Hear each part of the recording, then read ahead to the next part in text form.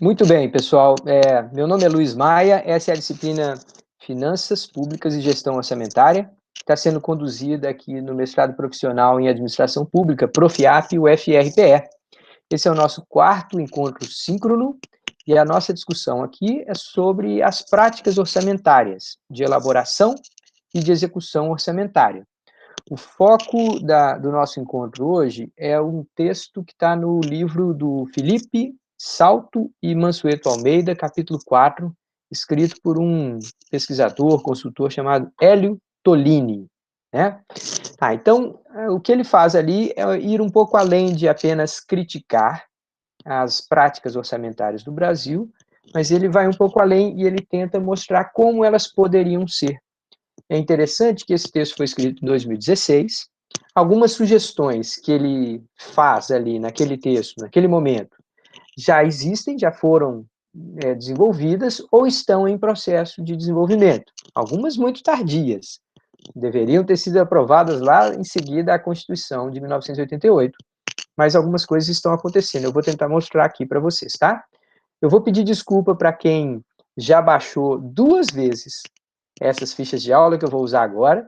Vou sugerir que baixe uma terceira, tá? Clique no link que eu coloquei aí, porque enquanto vocês estavam fazendo o exercício anterior, eu identifiquei lá que no slide número 24 dessa sequência, tinham 2 fotos sobrepostas. Uma da lista de fundos criados lá na lei de 1964, 4.320, e depois os fundos todos que foram sendo criados, estava sobreposto a uma foto da tramitação de um projeto de lei que está em discussão também no Congresso, tá? Então, baixando lá, vocês vão ver a versão corrigida disso. Então, eu vou compartilhar aqui a tela com vocês. Como eu disse, esse é um texto daqueles que a gente deve ter uma certa atenção, porque ele faz algo que é raro. Ele constitui uma avaliação muito madura sobre o que está acontecendo no processo orçamentário, tá? Então, eu vou começar aqui a minha explicação, mas, por favor, não hesitem em me interromper, em chamar a atenção quando vocês quiserem fazer os seus comentários, tá? Abram o microfone a qualquer momento e me interrompam assim que considerarem oportuno completar alguma coisa ou fazer algum comentário específico. Então, ele divide as análises deles em 3 partes. Primeiro, a maneira esquisita, anômala, de alguma forma desfavorável, que a gente lida com o orçamento anual, né, e a relação entre decisões de curto prazo e médio prazo, tá? Principalmente em relação aos gastos públicos. Segundo ponto, processos e procedimentos do Poder Executivo, então coisas que poderiam melhorar ou que deveriam melhorar, algumas normativas que são indispensáveis e que deveriam existir. E o terceiro, a apreciação legislativa das propostas de leis orçamentárias, tá? Eu vou fazer aqui uma brincadeira antes de começar a interpretação desse texto, tá? Eu vou ler para vocês 2 teses que frequentemente estão vindo à minha cabeça quando a gente está lecionando essa disciplina. Vou ler, são teses, tá, gente? Não são verdades. São teses. Alguém pode me mostrar evidências negando essas teses, mas se a gente não conseguir negá-las, elas passam a ser teorias. Então vamos lá. A primeira tese é: a prioridade efetiva do Estado brasileiro é pagar salários para servidores em carreiras mal estruturadas que ocupam órgãos de missões muito nobres, mas tipicamente ineficazes e ineficientes. Guarda isso aí, que depois a gente vai voltar a isso, tá? É uma tese. Tem muita gente que vai achar que eu estou aqui querendo destruir o serviço público, mas não é isso que eu estou falando. Tá? Segunda tese: toda despesa de capital implica posteriores aumentos de despesa corrente e de custeio, que são tipicamente negligenciados. A gente prevê que vai construir uma ponte e a gente esquece que vai ter que fazer manutenção da ponte.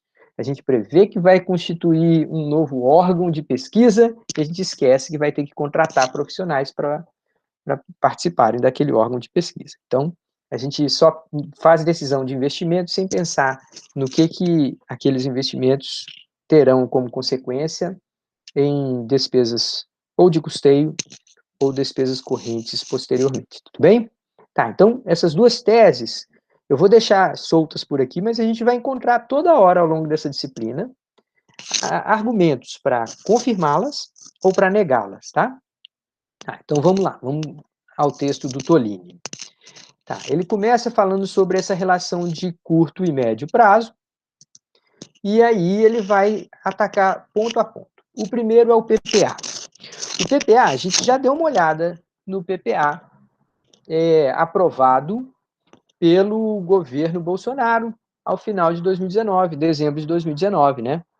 Tá, então a gente sabe que o PPA é para ser feito em 4 anos, tem alguma coisa de bizarra, que é o fato da gente sempre aprovar o PPA ao final do primeiro ano de um mandato. Então, ele não conversa com o orçamento daquele ano, né, que é regido pelo PPA anterior, e ele lança previsões até o mandato seguinte. Na prática, quando muito, o PPA tem grande influência sobre o segundo e o terceiro ano de sua vigência. O quarto é do outro presidente, não se sabe se ele vai obedecer. O primeiro é do presidente anterior.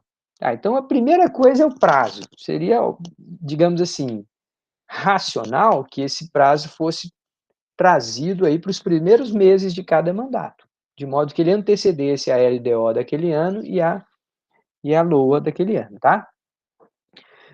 Mas aí ele vai um pouco além, ele fala assim, como a gente teve as primeiras experiências de PPAs muito detalhados, uma tentativa de fazer orçamento, programa, uma tentativa de ser bastante explícito em que deveria ser alcançado naqueles próximos 4 anos, a realidade foi contra. Mostrou que rapidamente o contexto se alterava, a necessidade, as prioridades se alteravam e rapidamente o PPA ficava desatualizado. Então, sendo muito detalhado, ele corre risco de ficar rapidamente desatualizado. Sendo pouco detalhado, ele corre risco de se tornar inócuo, ignorado, como solenemente acaba sendo feito na maior parte das vezes, tá? Tá. Como é que a gente lidou com essa situação? A gente foi lá e criou essa maluquice de incluir na LOA elementos de alteração ao PPA. Aí você fala, opa, peraí, mas aí alterou a hierarquia das leis. Uma coisa é o grande plano, outra coisa é a lei orçamentária, que deveria estar dentro do PPA. Não, mas a gente vai lá e na própria lei orçamentária vai alterando o PPA. Então, isso tudo converge para que os PPA sejam desimportantes, sejam pouco analisados, pouco considerados, tá? Aí vem as demais fragilidades. As pessoas concebem programas, mas não os classificam como programas. Então, a gente tem Minha Casa Minha Vida, Mais Médicos e Bolsa Família não são programas orçamentários do PPA.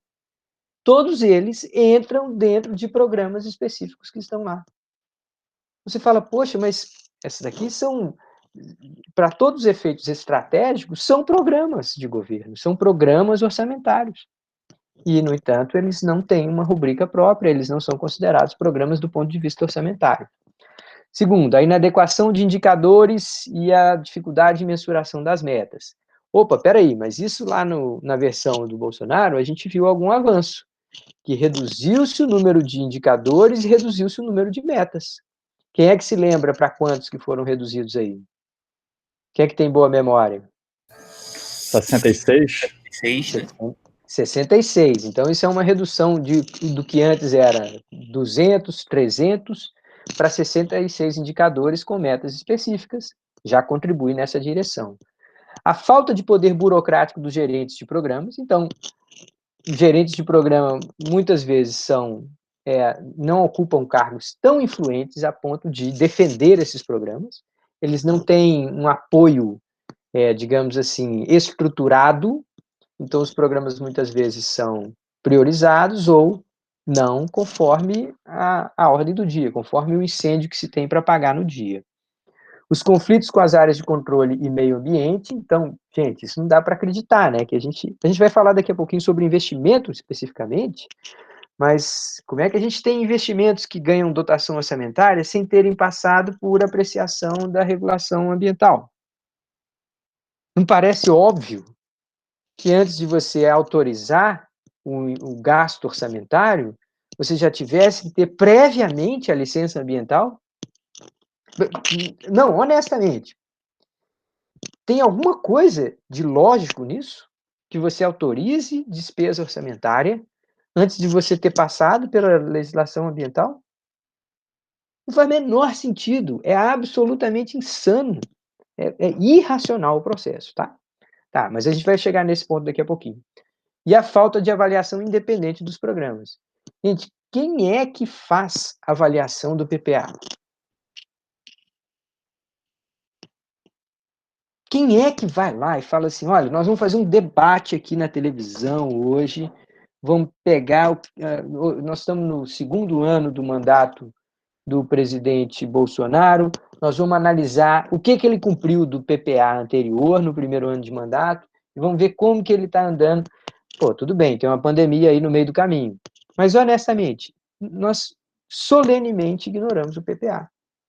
A gente não faz avaliação independente, não tem ninguém responsável por verificar o sucesso de um determinado programa que se eterniza lá no orçamento, tá? Tá, aí ele vai debruçar-se sobre a questão dos investimentos públicos. Gente, aqui nós estamos falando claramente de gastos de capital, tá? Nós estamos falando de construções, reformas, ampliações de rodovias e tudo mais, tá? Então, ele fala assim, nós precisamos de uma coisa chamada Sistema Nacional de Investimentos Públicos. Nós não temos isso. O que nós temos ele não usa essa expressão, mas ele deixa entender, o que nós temos é um processo de lata de lixo. Opa, vamos lá, o que é lata de lixo mesmo? São 3 condições que determinam a lata de lixo. Primeiro, participação inconstante das pessoas, ora elas estão atentas, os atores, né? Ora elas estão atentas, ora elas estão negligenciando uma determinada agenda. Tecnologia inconstante, né? Perdão, tecnologia divergente, então diferentes atores pensam que a solução para o problema vem de diferentes caminhos, e a preferência das pessoas, dos atores, mudam. Então, além de o que eu pensar é diferente do que você pensa, eu sou um deputado, você sendo um senador, além disso, no ano seguinte, eu, deputado, penso diferente, você, senador, pensa diferente ainda. Tá? Então, a participação inconstante, a divergência sobre o que são os caminhos de solução e a preferência mutante e inconsistente de um conjunto de atores fazem com que a gente tenha essas arenas de decisões aparentemente irracionais. Decisões que se amoltoam sem terem uma ordem, uma clareza, uma racionalidade e uma consistência entre elas. Tá. Então, a gente vai descrever Sistema Nacional de Investimento Público como sendo algo que estrutura uma organização e, com isso, diverge do modelo de lata de lixo. Lembra que lá, quando a gente falou sobre o modelo lata de lixo, a gente falou assim, não, o que vai fazer diferença é a estrutura. Quem vai para a arena de decisão? Quando vai para a arena de decisão? Com que frequência as arenas de decisões são estabelecidas? Tá. Então vamos lá. Ele fala assim: a ausência de informações confiáveis e de análise técnicas que subsidiem a decisão de iniciar ou não determinado investimento. Os investimentos, gente, eles chegam ao orçamento na forma de pressão de grupos de lobby que vão lá e falam assim: olha, BR-381 está matando muita gente. Então eu junto um grupo de empresários, de lideranças de uma região, compro passagem de avião, peço uma audiência com o ministro e vou lá e passo 2 horas com o ministro mostrando, olha aqui, ó, morreu mais um, olha aqui, caiu um ônibus de altura de 70 metros, olha aqui, cara. Aí eu ganho a atenção desse cara. Falo assim, tá bom, tá, vai conversar lá com o deputado, não sei das quantas. Aí chega lá, você começa no Congresso Nacional, visitar gabinete em gabinete, falando assim, olha, você ganhou voto dessa região aqui, a gente te apoiou, agora é sua vez de nos ajudar, você precisa trazer essa reforma da 381 para cá, tá? Tá? Então, a reforma da 381 é um dos milhares de esforços para tentar buscar recurso orçamentário que vão diariamente a Brasília. o que é prioridade, o que tem um estudo técnico bem feito, qual projeto que é consistente com o outro, ou se eles são substitutos, se eles são conflitantes, vai chegando tudo naquela arena e cada dia você não sabe o que tem dentro da lata de lixo, tá? Aí ele faz referência a um marco legal proposto pelo Banco Mundial e que foi adotado por países como o Chile, se notarizou por causa disso, e acabou sendo copiado por outros países da América Latina, notadamente o México. Então, você estabelece uma racionalidade na proposição, seleção, gestão de uma carteira de investimentos. Você passa a ter um banco de investimentos. Inclusive, isso é algo que faz muita falta quando você quer começar um projeto novo. Você, às vezes, tem que começar do zero. Ora, era para você já partir de modelos considerados robustos. Então, ia ter lá os checklists, ó, você conseguiu isso, você obteve aquele outro, você tem um estudo dessa natureza, você tem aqui. Não, cada vez que a gente propõe, vai um monte de avaliação e a gente vai inventando a roda a cada vez. A cada novo projeto de investimento, a gente tem que parar e analisar como se tivesse proposto. Ah, eu vou inventar uma coisa chamada janela. Ah, janela? O que é janela? A janela é assim, tem uma dobradiça, tem uma coisa. A cada vez a gente faz isso. Não faz menor sentido, tá?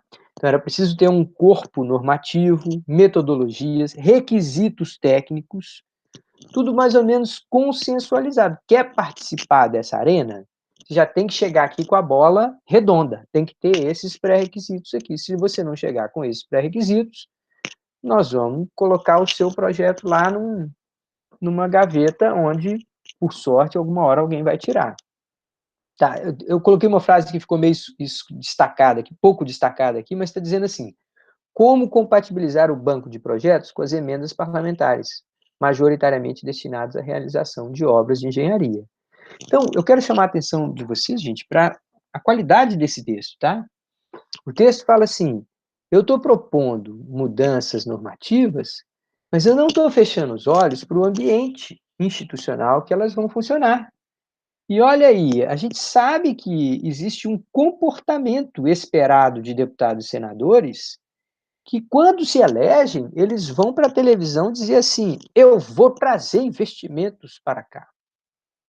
Então, nós temos essa bizarra prática de que cabe a um legislador, a um membro do parlamento, propor e deliberar sobre a execução orçamentária. Propor programas, propor investimentos e escolher as prioridades e lutar para a execução orçamentária puxando a sardinha para o seu lado.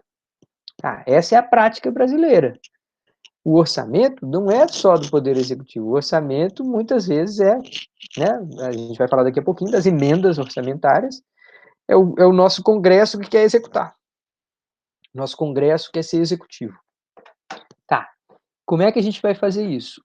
Uma prática interessante que em alguns mandatos presidenciais, isso aconteceu com algum sucesso, notadamente no caso do governo Fernando Henrique, mas também um pouco no governo Lula, é assim: o governo tem um projeto de fazer uma ponte para reduzir lá um trecho grande de rodovia federal, lá no interior do Mato Grosso. O que o governo faz? Ele vai lá, chama a bancada daquele estado e fala assim: ó, tá aqui, ó, esse aqui é um projeto bom para vocês abraçarem. Quer dizer, olha que coisa maluca, né? A gente cria já pensando no furor, na ansiedade do parlamento de executar o orçamento. A gente já tem que articular, porque uma vez que chega lá no Congresso Nacional, sabe-se Deus o que os caras vão considerar como prioridade. Não existe nenhum compromisso com o que se fez no ano passado para fazer esse ano. Então, a ideia de um Sistema Nacional de Investimento Público seria dar racionalidade, dar uma agenda de investimentos públicos, o que nos levaria a tomar decisões difíceis. A gente teria que fazer decisões que são tipicamente orçamentárias. O que eu vou fazer? Eu vou reformar uma escola que está caindo aos pedaços ou eu vou construir uma escola nova? Esse tipo de decisão é a decisão orçamentária, e é essa que a gente negligencia. A gente vai lá e fala, não, meu amigo, o que aconteceu ontem é ontem. Eu estou aqui... Não, mas foi você mesmo, deputado, que apresentou essa emenda. E agora? Você não vai apoiar a continuidade dessa obra? Ah, não, agora é outra coisa. Agora eu estou em outro projeto, estou pensando em outras coisas. O mesmo deputado. Não tem nada mais lata de lixo do que isso, tá? Tá, então, o que nós estamos falando aqui, no caso de investimento público, esbarra na questão da anualidade, que é um princípio orçamentário. Mas investimentos são plurianuais. Não tem como você começar e terminar uma obra, salvo algumas poucas exceções, dentro do exercício anual. Tá, então, a nossa imposição constitucional acaba fazendo com que você tenha que reaprovar um projeto de investimento a cada ano. A cada ano você testa se aquela decisão de investimento foi boa ou não. Basta que um deputado esteja preocupado com outras coisas, basta que uma bancada esteja atenta a outras coisas, para você correr risco de ter obras inacabadas, investimentos incompletos, etapas de evolução. Acaba que as pessoas começam a desenhar projeto em etapas. A gente não queria falar isso, né, mas dolorosamente a gente tem uma refinaria em operação aqui em Suape que ela não está inteiramente construída. O projeto avançou até, sei lá, 50%, 60% do que deveria ser. E, no entanto, já está aí funcionando. Qual é a possibilidade de alguém aprovar mais recurso orçamentário para concluir essa obra? Zero. Mais provável até é que faça uma concessão, ou a venda, sei lá, a privatização. Tá, então, a ocorrência de despesa plurianual não é um problema que só o Brasil tem. Todo mundo tem, todos os países têm. E eles, de alguma forma, resolvem essa questão com o chamado quadro de despesas de médio prazo. Tá? Então, o que é esse quadro de despesas de médio prazo? Eles vão colocar a cada ano o que as decisões de investimento representam para aquele ano e o que as decisões de investimento em anos anteriores ainda impactam nesse ano. Então, seja por um horizonte temporal aí de 3, 4, às vezes até mais anos, você consegue perceber a maturação e conclusão de um investimento antes de determinar o início de um novo investimento. Você consegue ter uma visão, um mapeamento do processo de conclusão de investimento. Ah, não, professor, mas você está querendo uma decisão racional. Aí você parece que está tentando trazer inteligência para o serviço público. Não pode. Você está louco? O que é isso? Você está querendo fazer uma revolução aqui. Tá? É exatamente disso que nós estamos falando, gente. Não dá para a gente, a cada ano, esquecer que tem um monte de coisa já acontecendo por conta do orçamento anterior. O autor até vai lá cirurgicamente e fala assim, a gente poderia usar as tabelas fiscais que são anexas à LDO para fazer um quadro desse. Só que fazer esse tipo de análise vai exigir um detalhamento maior naquelas rubricas, tá? Seja como for, a ideia seria evitar decisões do presente que comprometam excessivamente espaço fiscal para os futuros subsequentes. O que significa dizer assim, eu preciso pensar no dia de amanhã. Eu preciso aprovar um orçamento hoje e, por exemplo, deixar uma margem para o ano que vem. Peraí, deixa eu ver se eu entendi, porque nessa disciplina, esse professor Luiz Maia é completamente maluco, ele está falando coisas que ninguém pode acreditar aqui. Você está sugerindo que, em algum momento, o Congresso Nacional decida não gastar toda a disponibilidade de recursos, deixando uma margem de reserva para o ano seguinte, o ano da execução, deixando liberdade para o governo? Ah, isso nunca. Ah, para com isso. Isso no Brasil nunca vai acontecer, porque seria racional demais. Seria praticamente colocar inteligência dentro da execução orçamentária. Não pode, realmente.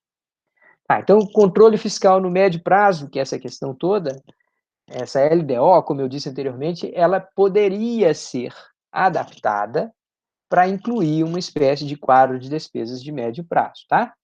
Teria que haver algum detalhamento maior nas rubricas, nas despesas que estão previstas ali, distinção entre despesa obrigatória e discricionária, distinção entre o espaço fiscal disponível para novos projetos e as projeções de gastos com os anteriores. Então, o que vocês estão vendo aqui é a introdução de uma certa racionalidade na escolha e na priorização dos investimentos, tá? Mas não é isso que acontece hoje. Hoje o que a gente tem é uma visão míope, a gente está preocupado só com aquele jogo, aquela disputa anual, que se dá muitas vezes lá através da comissão mista do orçamento, e aquela disputa não é orientada de uma maneira equilibrada sobre o que é melhor para o país, ou o que é melhor para o Estado alcançar as suas funções.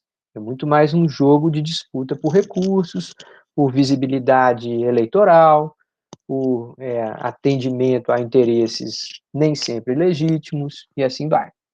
Tá. O exercício anual do quadro de despesas de médio prazo decidiria, sob a ótica de médio prazo, apontada pelos órgãos setoriais, as prioridades entre os órgãos, setores ou programas, o que daria maior previsibilidade. Aqui, gente, ele chega até a criticar a ideia de que você tem a comissão mista de orçamento tomando decisões sobre gastos, por exemplo, da educação. E aí, você tem comissões parlamentares, tanto na Câmara como no Congresso, comissões especiais sobre educação.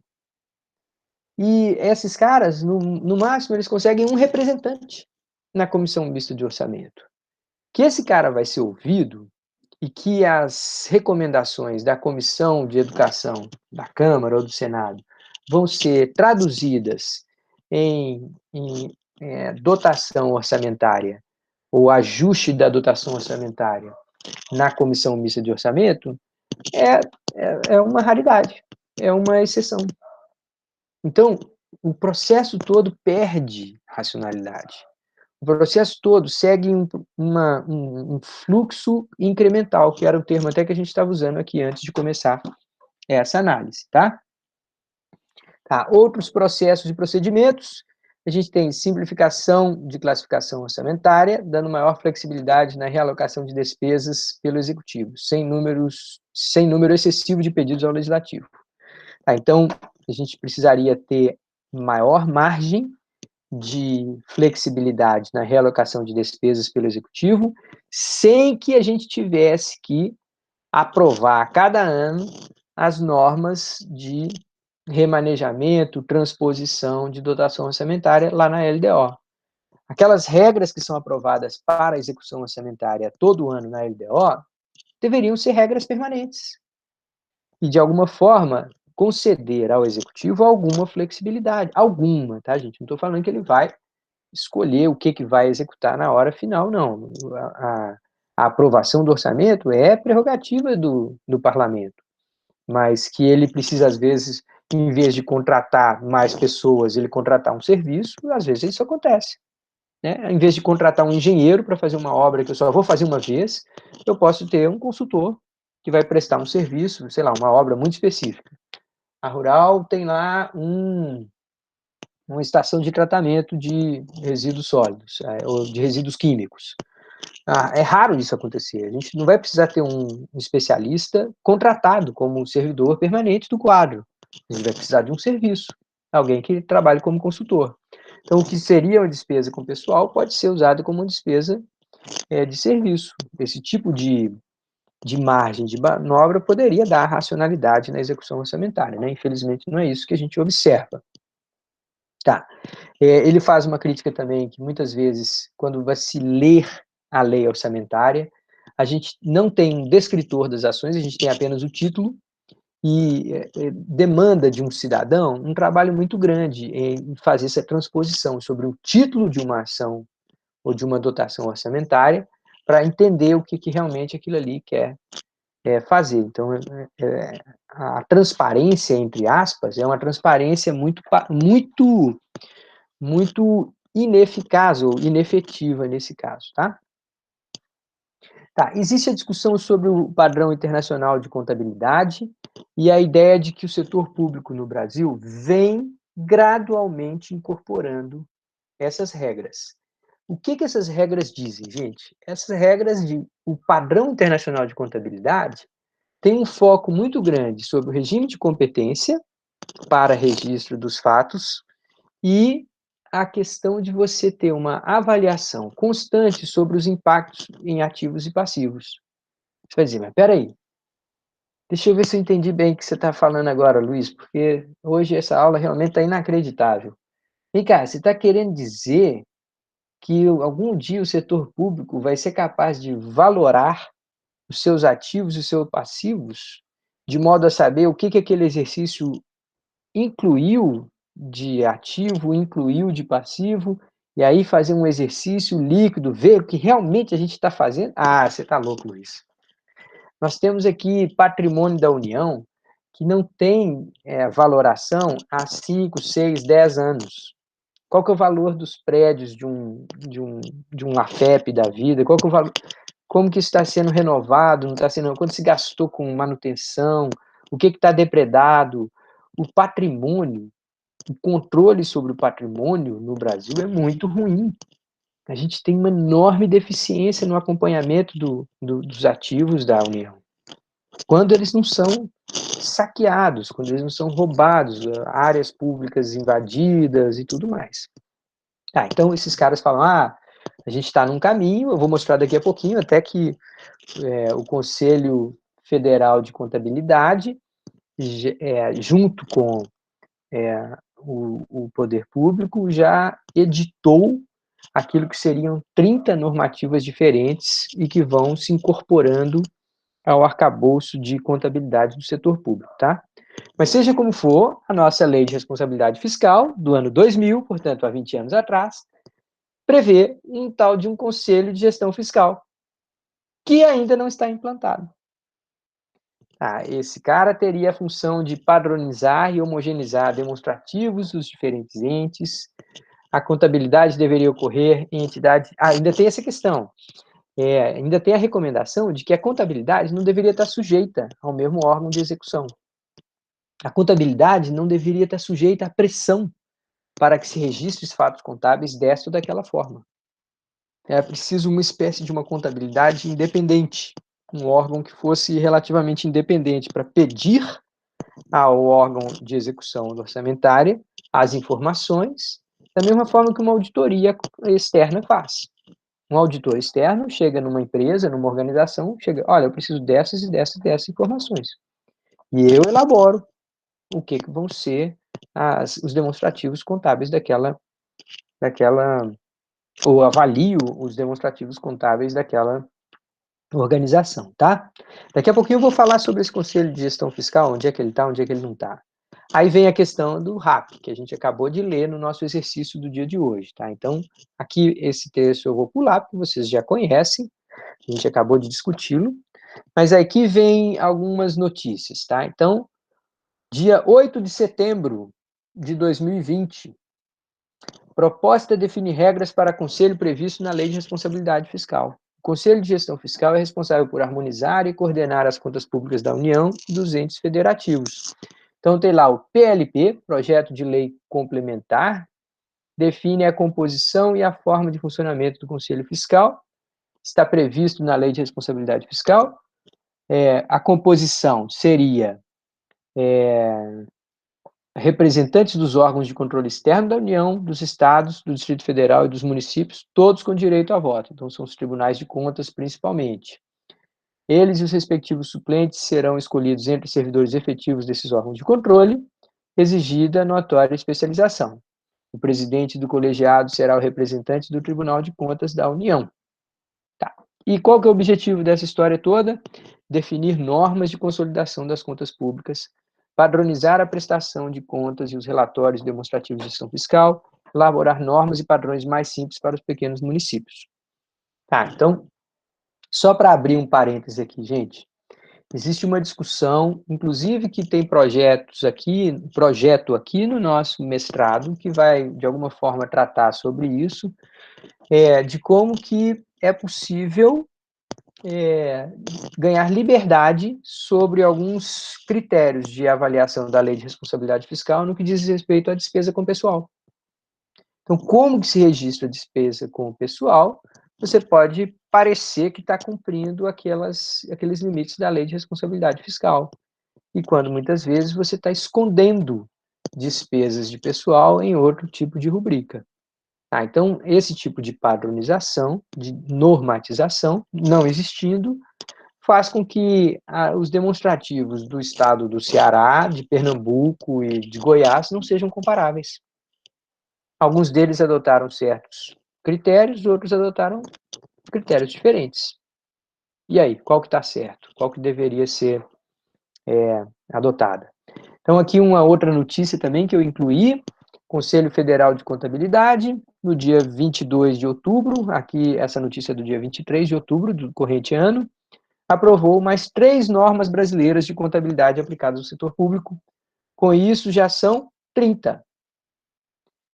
Na medida que a gente vai gradualmente alterando as práticas contábeis do setor público, obviamente, em cada órgão, um monte de adaptações vai tendo que ser feitas.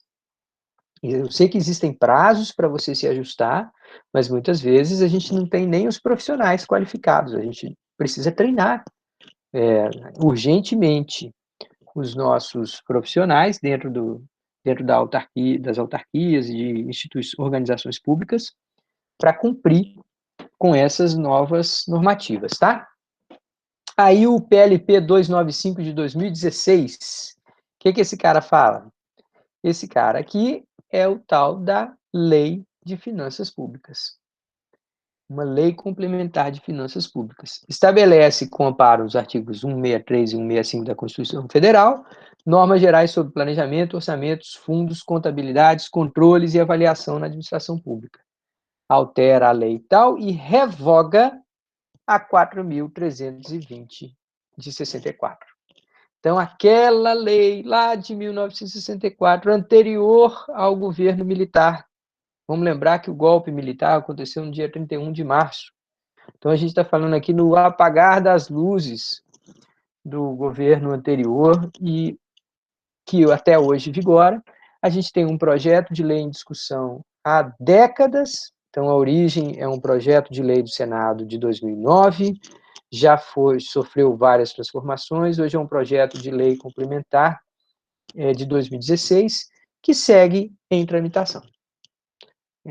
Esse tipo de decisão, que deveria ser urgente, não ganha nenhuma urgência. Aqui o excesso a pagar a gente já comentou um pouquinho, então não vou parar muito sobre eles. Deixa eu ver se tem só alguma coisa a completar.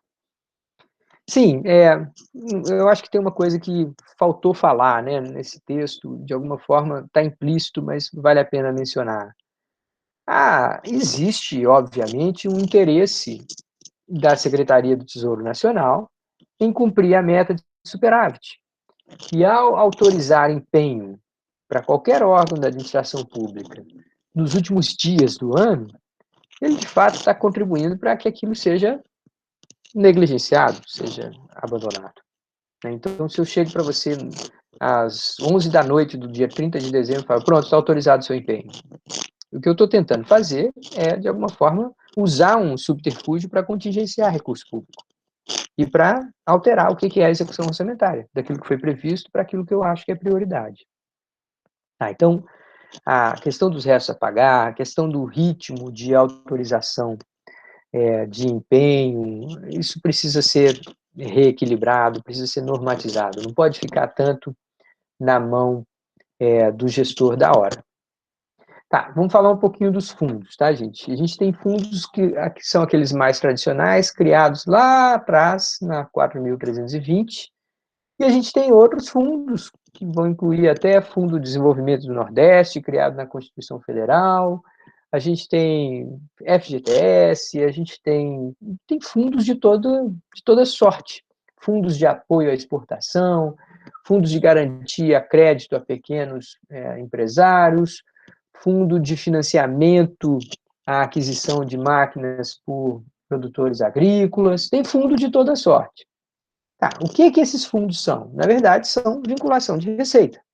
Eles têm uma personalidade jurídica própria, mas eles têm lá uma fonte de receita vinculada. O que se questiona é se o saldo sendo transferido para o ano seguinte, isso significa uma espécie de um orçamento incremental, sem que se pare e olhe e dizer assim, vem cá, quanto disso que está sendo usado corretamente, como está sendo avaliado esses gastos? Então, há muitos anos atrás, eu participei de uma discussão lá no Banco do Nordeste, em que o próprio Banco do Nordeste, através do ETN, né, o órgão de estudos técnicos do Banco do Nordeste, estava sendo chamado a fazer avaliação sobre o uso dos recursos do Fundo Constitucional de Desenvolvimento do Nordeste. E aí chegaram a publicar lá uma sequência de livrinhos mostrando como estava sendo, fazendo avaliação sobre o uso daqueles recursos. Eu vou ser muito franco, a minha sensação é de que aquela avaliação era muito pobre. Era uma avaliação pro forma, demonstrava que havia ocorrido um esforço para alcançar objetivos previstos na Constituição, mas a mensuração efetiva dos impactos daqueles investimentos era muito pobre, era muito mal contextualizada, muito mal aferida. Então a gente tem um problema aí, por quê? Porque são recursos permanentes que vão compondo lá. Então, a gente precisaria, de alguma forma, avaliar, reavaliar e ter uma espécie de uma transparência ativa sobre os volumes de recursos que vai sendo todo ano colocado em fundos. Só para mostrar a listinha aqui para vocês, gente, olha só, a bagatela de 60 ou 55 fundos diferentes. Fundo Garantia Safra, Fundo Garantidor das Parcerias Públicos-Privadas, Fundo de Compensação de Variações Salariais, Fundo de Amparo ao Trabalhador.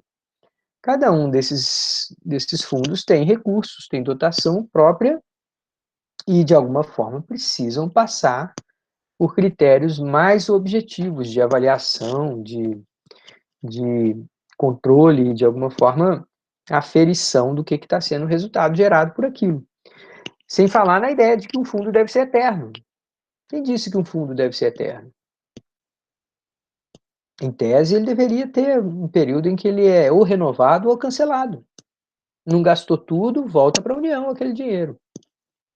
A ideia de um fundo com uma entidade de sobrevivência eterna, né, de perenidade, ela, sem perenidade, ela acaba tendo uma espécie de se tornando uma espécie de uma administração paralela, com muitas pessoas se apropriando daquela fonte de recursos de maneira duradoura. Então a gente tem, ainda em termos de controle e avaliação, a gente tem falta de cooperação entre órgãos de controle interno e externo, e essa ideia de um sistema nacional de monitoramento e avaliação de políticas públicas, a gente tem caminhado nessa direção, mas eu não sei se vocês têm informações mais detalhadas sobre isso. Eu confesso que eu não fiz essa pesquisa. Essa atualização aí eu não consegui fazer sobre o texto de 2016, né, que esse texto é de 2016. Tá, então, apreciação legislativa, o terceiro e último quesito dessa análise do Tolini. A gente tem um padrão absolutamente destoante da prática em países desenvolvidos, que são poucas emendas aprovadas. No nosso, são 10 mil por ano. E a própria existência de uma reserva orçamentária na proposta original. Então, quando o governo manda a sua proposta original, ele já manda falando assim, olha, vai ter aqui 2% da receita corrente líquida, 1,8% da receita corrente líquida, que está bloqueado para as emendas do orçamento. Então, a gente criou essa ideia de que a elaboração orçamentária é a atividade participante de poder legislativo e de poder executivo. Tá? Isso não é a prática mundial. No mundo inteiro, o orçamento é proposto pelo executivo e ele sofre mínimas emendas no legislativo. Tá? Então, essa é a crítica geral. Agora vamos a críticas específicas. Estimativas das receitas orçamentárias. A gente já falou sobre isso aqui. A nossa prática de questionar no Congresso Nacional até parâmetros macroeconômicos. Fala assim, não, na verdade o PIB vai crescer não é 4,6, não, vai ser 4,9. Com essa previsão de crescimento do PIB maior, eu vou prever uma receita maior aqui, pronto, mete aí mais gasto. Vamos colocar mais uma. Então, a ideia é de você trabalhar com um irrealismo da proposta orçamentária. Quanto mais inchada for a expectativa de receita, mais eu consigo colocar na peça orçamentária os meus projetos na forma de emendas. E aí, isso garante que a emenda vai ser executada, que aquela dotação orçamentária vai, de fato, se transformar numa ação pública? Não, não garante, mas é como se fosse um jogo de ida e volta. Você já ganhou a primeira metade. Ao colocar a sua demanda na peça orçamentária, você fala assim, pronto, já estou com metade do caminho andado. Agora, no ano que vem, eu vou ter que pressionar pela execução dessa luta aqui, que a gente sabe que tem decreto de contingenciamento, e a briga toda começa no ano da execução. Então, o que a gente vê aqui é um comportamento anômalo, um comportamento que não é observado em outros lugares, tá? Alternativas a isso são várias. A gente pode amarrar receitas da LDO às da LOA, a gente pode formar um comitê com membros do Executivo e do Legislativo para estimar as receitas, a gente pode delegar a órgão independente, como acontece no Canadá, e alguma medida dos Estados Unidos também, embora nos Estados Unidos esse órgão tenha membros do Legislativo participando.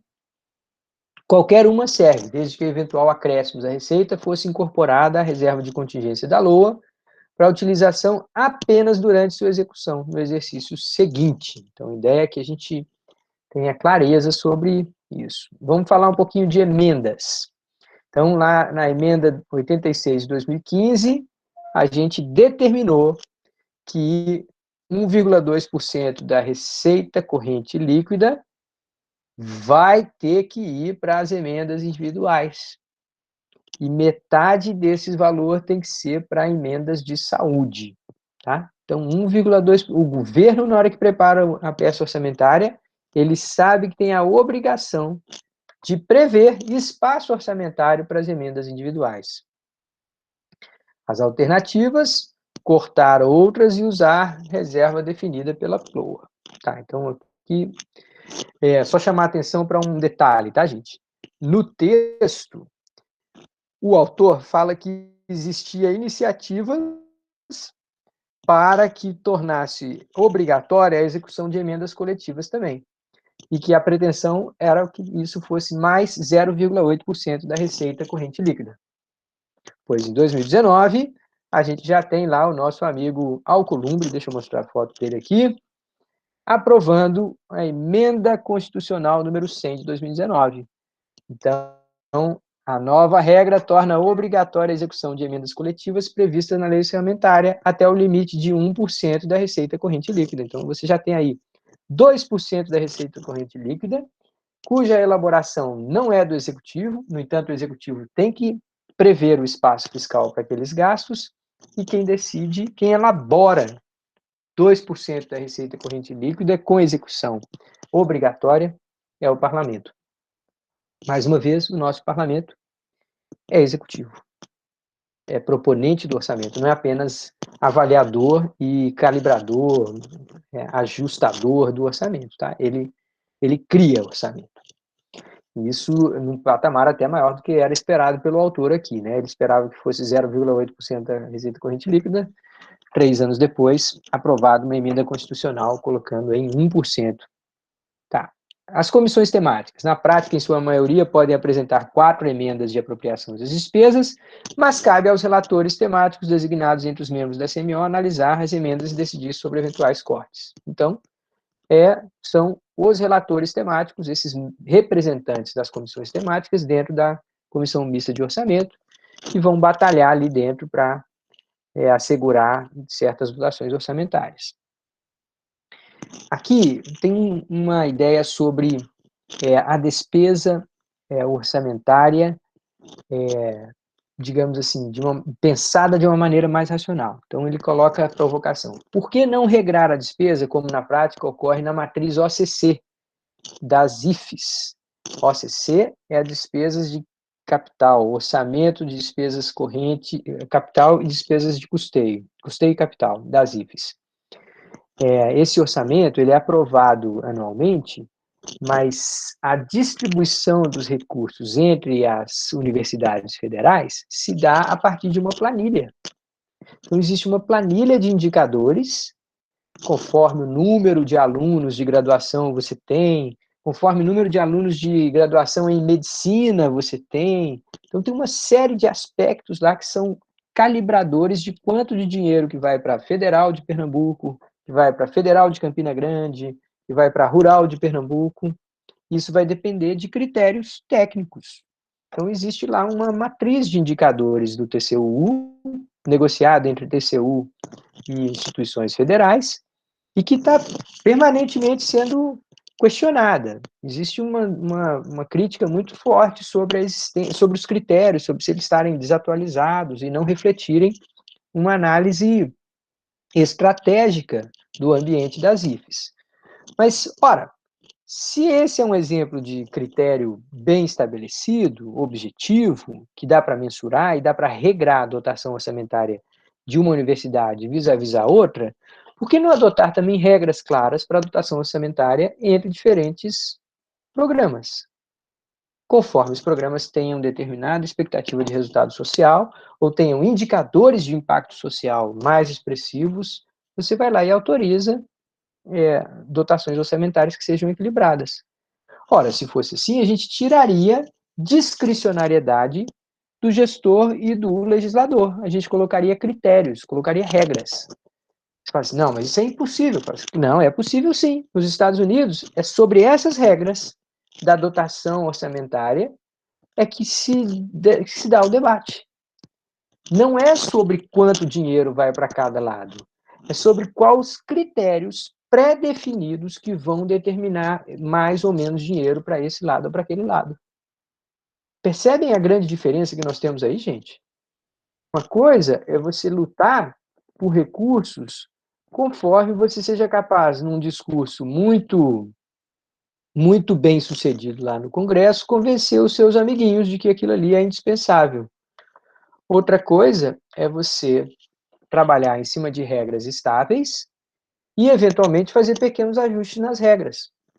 O Rafael talvez possa falar um pouquinho, não sei o quanto que ele está ligado nessa questão. Eu sei que a pró-reitora, a nossa pró-reitora de planejamento aqui, a Carolina Raposo, ela é integrante de uma comissão nacional para discutir a dotação orçamentária das universidades.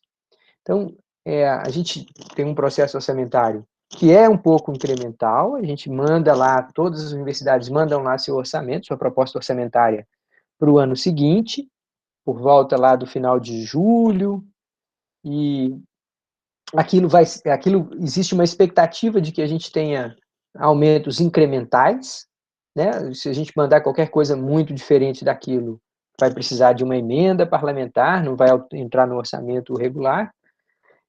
Mas, de toda forma, a distribuição da dotação orçamentária do sistema de universidades federais, a distribuição entre as universidades, é regida por uma matriz de indicadores. Então, quem tem indicadores maiores ou menores, a gente vai tendo mais dinheiro ou menos dinheiro. Cria-se lá uma coisa chamada aluno equivalente. Então, um aluno de medicina veterinária significa 1,3 aluno equivalente. Um aluno de economia significa 0,8 aluno equivalente. Aqui que você está dizendo? Bom, eu estou dizendo que para sustentar um curso de medicina veterinária, eu tenho laboratórios, eu tenho aulas de campo. Para um aluno de economia é muito mais fácil. Eu preciso ter uma boa biblioteca, preciso ter boa sala de aula e tal, mas é muito mais barato. Então, existe uma série de indicadores que estão permanentemente sendo revistos e, até onde eu sei, existe a expectativa de que a gente melhore essa distribuição de recursos entre as IFES, mas a partir de critérios, né? Só para, antes de passar a palavra aqui para o Rafael, ver se ele tem alguma coisa para completar, não sei, ou comentar, uma vez que ele trabalha lá na Proplan, ou qualquer um de vocês que tem alguma informação sobre isso, mas, assim, eu vejo com certa preocupação a ideia de que, para muitos gestores da universidade pública, Jubilar aluno é dar um tiro no pé. Então as pessoas viram e falam assim, não, esse aluno aqui, ele reprovou 4 vezes a mesma disciplina, ele já estava tendo uma segunda chance, ele já tinha assinado um termo de compromisso, que ele ia ajustar o horário dele, que ele ia cumprir com mais rigor as suas obrigações de entrar à universidade, e ele falhou em cumprir esse termo de compromisso assinado na coordenação do curso. Então, ele está sendo jubilado. E aí, esse cara ainda consegue convencer gestores a tentar defendê-lo. Não, não, não vamos jubilar, não. Mantém esse cara, dá um jeito de fazer uma segunda chance, porque nós não podemos perder aluno. Tem 2 problemas aí. Primeiro, que a gente pode estar trazendo para dentro da universidade pública pessoas que não têm a dedicação para receber aquela dotação orçamentária. E segundo, que a gente está pensando mesmo em número. Não pode perder aluno. Se um curso perde aluno, significa que a universidade perde dinheiro. Então, isso cria um estímulo, um incentivo que pode ser muito mal interpretado dentro da organização. Se eu coloco lá que o meu critério de distribuição de regra é pesadamente dependente do número de aluno, meu amigo, chega uma hora que nenhuma universidade vai querer jubilar aluno nenhum. Ele pode reprovar 30 vezes a mesma disciplina e uma vez por ano lá só para pegar a carteirinha de cinema dele e não fazer mais nada. Porque para nós pode ser um tiro no pé jubilar um aluno. Claro que eu estou exagerando aqui, tá, gente? Mas enfim. Eu não sei se isso teve alguma novidade nos últimos tempos, Rafael. Você está sabendo se a Rural. Eu sei que a Rural participa ativamente dessa comissão nacional Eu sei que sobre. Pode falar. eu, eu não estou muito envolvido com essas questões, mas eu sei que Carol está muito envolvida nessas comissões, e pelo menos assim, o que eu percebo que Carol passa mais para a gente é como o senhor falou, da falta de critérios na distribuição desses recursos. São duas questões, basicamente, que eu percebo que Carol, como participante dessas comissões, percebe também como problemático. É a questão da divisão de recursos entre IFES. Ela usa aquela analogia do bolo, né? Para uma IFE, uma universidade, ela ter uma fatia maior, outra universidade vai ter uma fatia menor. Então, existe um certo tipo de. Como os critérios não estão muito claros, existe um certo tipo de concorrência entre, entre as unidades. E outra coisa, que já é a falta dos critérios, ela usa um exemplo muito. Já usou algumas vezes também, é o exemplo da segurança. Como essa falta de critérios para distribuir equitativamente esses recursos, ela não é bem feita. Ela fala, por exemplo, que universidades mais novas, que são verticalizadas, né, têm edifícios, prédios, eles têm necessidade de segurança muito mais simples, né? Vocês têm alguns vigias que ficam no térreo, outros que ficam durante o prédio. E aí, quando você compara com, por exemplo, a rural, universidades mais tradicionais, ela é horizontalizada. O nosso campus, ele é grande em termos de horizontal. E aí, imaginem a quantidade de guaritas que nós temos, de segurança que nós temos, e isso nos faz ter uma necessidade muito maior de recursos para segurança. Então, como os critérios não estão bem definidos, uma universidade e uma IFE verticalizada termina tendo, às vezes, mais recursos para a segurança do que nós temos. E aí o que eu percebo essas duas questões, é a falta de critérios para distribuição, e isso gera uma dificuldade, uma redistribuição que não é otimizada entre umas unidades, existe aquela concorrência, né? A universidade rural está precisando de mais recursos para segurança, precisa competir com outra instituição com esses recursos orçamentários. Mas detalhadamente eu não sei, eu realmente não saberia falar não, Carol que está mais envolvida. É, é muito interessante os pontos que você colocou, e inclusive essa ilustração sobre o caso da segurança mostra bem como é difícil estabelecer esses critérios, né? Como que você vai distribuir de uma maneira racional e levando em conta as especificidades de cada instituição. Mas um comentário que eu queria fazer também, Rafael, interessante, é que algumas universidades fazem distribuição dos recursos orçamentários por centros, né? São organizações mais robustas. A gente aqui tem uma divisão por departamentos, mas Centraliza. a nossa é relativamente centralizado.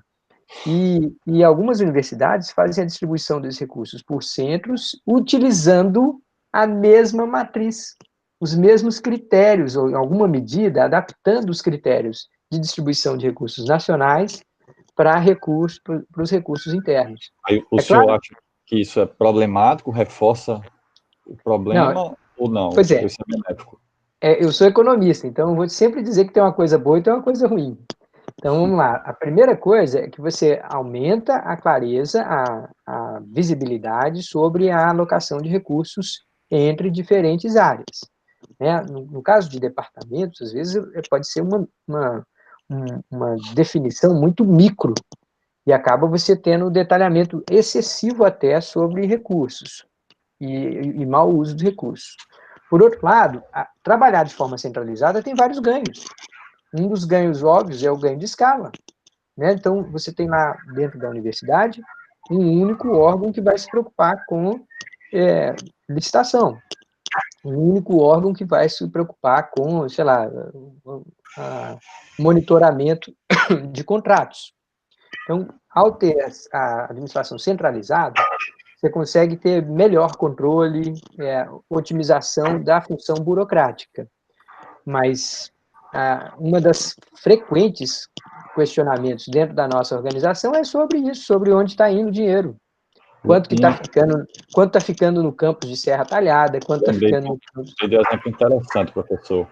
No ano passado, houve aquele, em 2019, houve aquele movimento para a atualização dos regimentos de todos os departamentos acadêmicos, né? Que a Luísa lá da Proplan, ela teve muito envolvida. E Eu ela também. A gente esteve achou, numa comissão juntos. então acho que o senhor vai conhecer. Eu lembro que ela nos passou que alguns departamentos começaram a instituir em seus regimentos unidades orçamentárias, unidades para gerenciamento de orçamento, algo do tipo. E É, aí ela ficou, caramba, estão querendo criar uma mini universidade dentro de um departamento acadêmico, né? Gerenciar compras e por aí vai. e não faz o menor sentido, né? Assim, o único argumento que eu vejo no sentido de descentralização seria se você tivesse centros. Então, você teria que alterar, né, teria que ir lá para a discussão A Estatuinte, né? da Estatuinte, alterar a estrutura da universidade, e aí sim você poderia ter algum tipo de organização entre a reitoria e o departamento, de modo que você tivesse unidades um pouco mais robustas, sei lá, um centro de ciências sociais, um centro de ciências da saúde, algo desse tipo, que acontece em algumas universidades, né? Aí eu acho que seria um pouco mais viável de dar maior transparência sobre a dotação orçamentária de cada unidade. Mas, enfim, é muito difícil resolver essa questão de uma maneira que seja, ao mesmo tempo, transparente, equilibrada e racional. A racionalidade, muitas vezes, fala assim, não, a centralização aqui vai ser mais favorável. Assim, Dificilmente vai atender todos os interesses da universidade, né? Que muitas vezes são justamente, o cobertor sendo totalmente curto, diversos. meu, cobertor curto, todo mundo vai passar frio alguma hora, não tem muito jeito. Lembrando que a gente está vivendo ainda essa realidade de dotação orçamentária declinante, né? O nosso orçamento está caindo, cada vez menos, cada vez a gente tem menos recursos orçamentários para tentar entregar o mesmo resultado. Então, existe uma pressão para que a universidade vá atrás de recursos extras. E aí, esses recursos vão passar pela elaboração orçamentária? A gente vai fazer esse rápido comentário aqui, gente, porque já são 10h29, eu não quero me estender muito, mas a gente vai voltar a essa questão depois, tá? Tem universidades que têm recursos próprios. Como é que elas geram recursos próprios? Elas têm patentes, elas têm acordos, elas são sócias de empresas. Pela lei lá de 2016, a Dilma autorizou que uma universidade seja sócia de uma empresa privada com fins lucrativos. Tá, então, e aí? Onde é que vai esse dinheiro? Esse dinheiro tem que ser previsão de recursos próprios. Então, olha como é curioso. Se eu tiver uma patente e eu quiser colocar dinheiro dessa patente no meu orçamento, eu vou ter que prever em julho de 2020, eu vou ter que prever quanto que eu vou ganhar de recursos próprios no ano que vem. Vou falar assim, olha, essa patente vai me pagar 700 mil reais ao longo do ano que vem. Eu não sei se ela vai ter esse impacto comercial, se ela vai ter sucesso, mas eu tenho que prever no orçamento, porque uma vez aprovada eu posso usar. Se eu prever que foi, sei lá, 700 e chegar lá e houve 500, o que eu tenho aí é uma frustração de receita. Se eu prever que foi 700 e chegar lá e teve 900, eu não tenho como usar. Então, eu tenho um estímulo a sempre superestimar as minhas receitas próprias. Eu vou sempre dizer que eu vou fazer mais dinheiro. Por quê? Porque se não realizar exatamente aquilo, eu falo, não, aquilo foi uma frustração de receita. Eu esperava receber 700 mil, só veio 500. Tudo bem, acontece. Eu posso lá, mas todo ano eu vou fazer sempre superestimar. Vou sempre tender a superestimar as minhas receitas próprias. Tá, então, isso cria, gente, só para terminar, isso cria toda uma dinâmica. As regras orçamentárias, elas não são neutras, elas criam dinâmicas institucionais, sejam políticas locais, políticas institucionais, seja no comportamento burocrático. Então, a ideia de que você organiza-se para enfrentar o jogo conforme as regras são. Muitas vezes tentando até violar aquelas regras. Tudo bem? Vamos parar por aqui, já são 10h30. O sol já está quente no alto do céu. Vamos embora, né? Fazer como o pessoal muitas vezes faz com o professor, a crueldade, a pergunta que faz o professor. Aí, professor, além de dar aula, você trabalha? Como se isso aqui não fosse trabalho, né? Mas, enfim, vamos embora. Pessoal, eu vou interromper aqui a nossa gravação. Se alguém quiser trocar alguma ideia, eu vou ficar por mais uns 5 ou 10 minutos. Se não, eu vejo vocês no nosso próximo encontro, tá? Obrigado e até já.